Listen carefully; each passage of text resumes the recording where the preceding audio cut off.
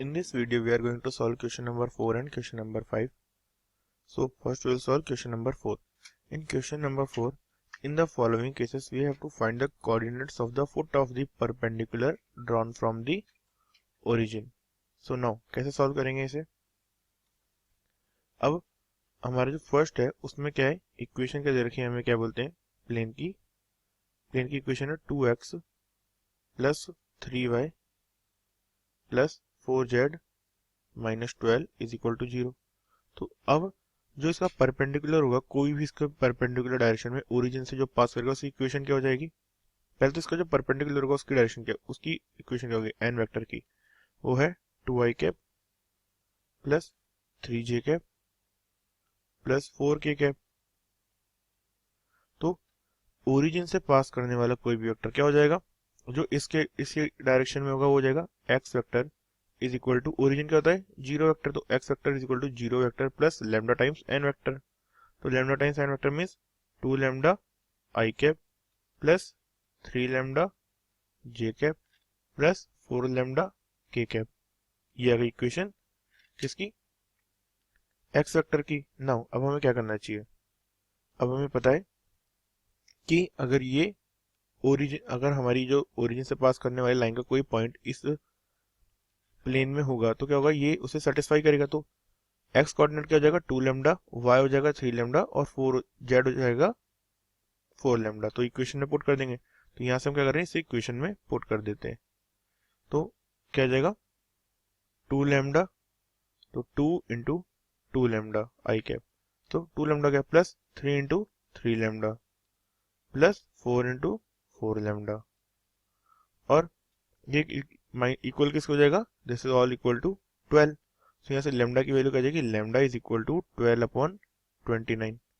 सो अगर लैम्डा की value 12 upon 29 आ गई तो मीन्स अब जो एक्स वेक्टर हो जाएगा वो क्या हो जाएगा, एक्स वेक्टर क्या है, फुट ऑफ द परपेंडिकुलर है क्योंकि वो प्लेन पे एग्जिस्ट कर रहा है। तो एक्स वेक्टर हो जाएगा 24/29 I cap plus 3 lambda means 36/29 J cap and plus 48/29 K cap.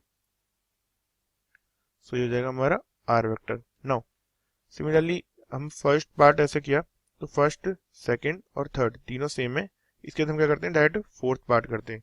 तो फोर्थ पार्ट क्या है, फोर्थ पार्ट में हमें गिवन इक्वेशन है कि 5y plus 8 is equal to 0।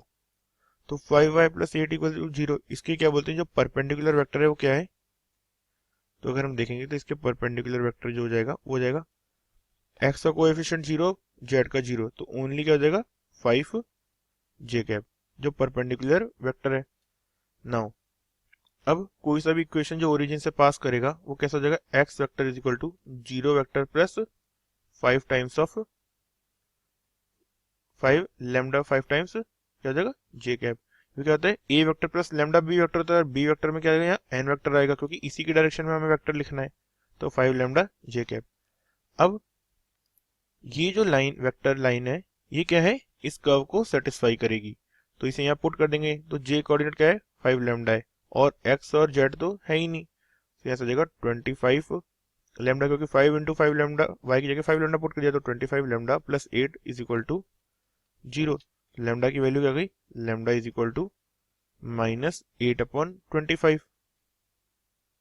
तो अब जो हमारा एक्स वेक्टर हो जाएगा वो क्या हो जाएगा, एक्स वेक्टर आई कैप का कोएफिशिएंट क्या है 0 आई कैप, जे का क्या हो जाएगा -8/25 इंटू 5 इज -8/5 जे कैप, और के कैप का क्या हो जाएगा 0 के कैप। तो कोऑर्डिनेट्स क्या हो गए 0, -8/5, 0। So this is our answer.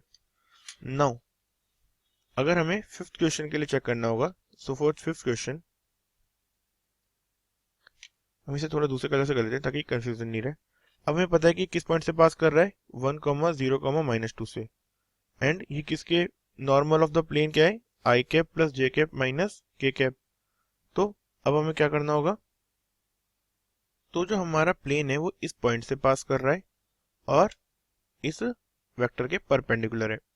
तो हम क्या करते हैं, लेट्स से अगर हमारे पास कोई आर वेक्टर है उसी प्लेन में, तो हम क्या कर रहे हैं, अभी ए पार्ट सॉल्व कर रहे हैं।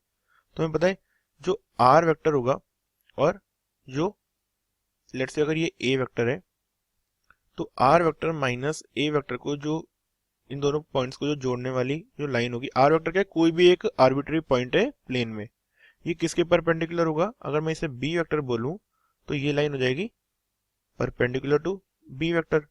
ये कैसे होगा, अगर मैं डायग्राम में समझाने की कोशिश करूं, लेट्स से ये हमारा एक प्लेन है, ये एक प्लेन है, तो अब क्या है, ये एक नॉर्मल वेक्टर है, तो अगर इस पॉइंट से नॉर्मल वेक्टर फॉर एग्जांपल पास कर रहा है ना, तो और कोई आर्बिट्री पॉइंट है, ये आर वेक्टर, ये ए वेक्टर है, ये डायरेक्शन बी वेक्टर इस वेक्टर की, और एक कोई आर्बिट्री पॉइंट है आर वेक्टर, तो ये जो लाइन होगी, क्योंकि ये जो वेक्टर है ये प्लेन के परपेंडिकुलर है, तो मीन्स ये R vector minus A vector के भी परपेंडिकुलर होगा, तो हम वही कर रहे हैं कि R vector minus A vector is perpendicular to B vector.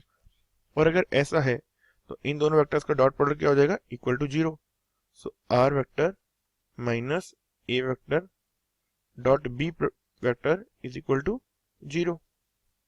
सो अब हम क्या लिख सकते हैं, ए वेक्टर और बी वेक्टर की वैल्यू पुट कर देंगे तो हमें वेक्टर फॉर्म में आंसर मिल जाएगा। तो R vector minus A vector क्या है, I cap plus J cap minus K cap, नहीं सॉरी, ए वेक्टर है I cap minus 2 K cap, तो यह हो जाएगा R vector minus I cap minus 2 K cap, और डॉट प्रोडक्ट किसके साथ करना है इसका, B vector which is equal to I cap plus J cap minus K cap, I cap plus J cap minus K cap, और it is equal to 0। ये हो गई, ये क्या है, वेक्टर फॉर्म में आंसर है। और अगर हम इसे कार्टेशियन में करेंगे तो क्या जाएगा, अब कार्टेशियन में करेंगे तो हो जाएगा x माइनस, हम मतलब पॉइंट को आर वेक्टर नहीं मान के क्या मानेंगे, x y z मानेंगे, तो अगर x y z एज्यूम करेंगे तो इक्वेशन क्या जाएगी, तब इक्वेशन हो जाएगी हमारी,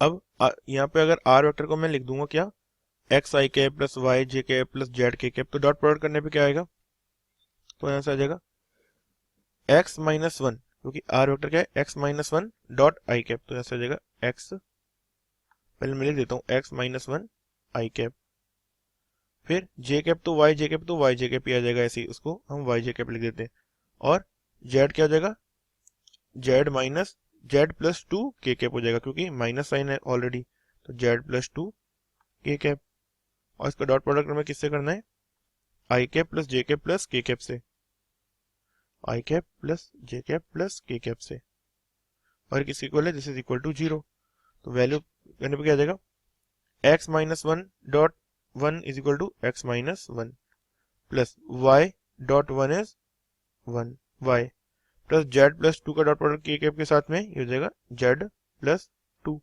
तो सॉल्व करने पे वैल्यू क्या आ जाएगी कि x plus Y plus Z is equal to, अरे आंसर आने से पहले एक हमने छोटी सी मिस्टेक कर दी, हमने क्या मिस्टेक करी है कि हमने जेड प्लस 2 का जो डॉट प्रोडक्ट किया था वो किया था, ये आई प्लस जे नहीं है, माइनस किया, यहाँ हमने लिखने में मिस्टेक कर दी है, तो यहाँ क्या जाएगा, ये माइनस जेड माइनस 2 हो जाएगा, तो यहाँ से अब जो इक्वेशन आएगी वो इक्वल टू क्या हो जाएगी, X plus Y minus Z, और इक्वल टू क्या जाएगा, माइनस 1 और माइनस 2 मिलकर 3 हो जाएंगे, और इधर ले जाएंगे तो प्लस 3 हो जाएगा।